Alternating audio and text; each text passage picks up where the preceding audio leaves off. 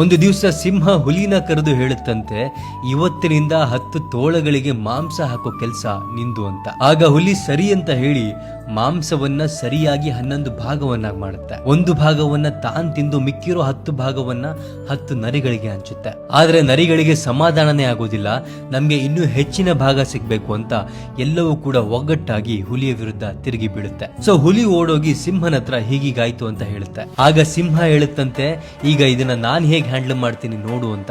So next day ಸಿಂಹ ಮಾಂಸದಲ್ಲಿ ಒಂದು ದೊಡ್ಡ ಭಾಗವನ್ನ ತಾನ್ ತಿಂದು ಮಿಕ್ಕಿರೋ ಅಲ್ಪ ಸ್ವಲ್ಪ ಭಾಗದಲ್ಲಿ 10 ಭಾಗವನ್ನ ಮಾಡಿ ನರಿಗಳಿಗೆ ಹಂಚುತ್ತೆ. ಆಗ ನರಿಗಳು ಹೊಟ್ಟೆ ಹಸುವಿಗೆ ತಮ್ಮಲ್ಲೇ ಕಿತ್ತಾಡಿ ಎಷ್ಟೋ ನರಿಗಳಿಗೆ ಊಟನೇ ಸಿಗೋದಿಲ್ಲ. ಸೊ ನೆಕ್ಸ್ಟ್ ಡೇ ಸಿಂಹ ಸುಮಾರು 80% ಮಾಂಸವನ್ನ ತಿಂದು ಕೇವಲ 20% ಮಾಂಸವನ್ನ ನರಿಗಳಿಗೆ ಹಂಚುತ್ತೆ.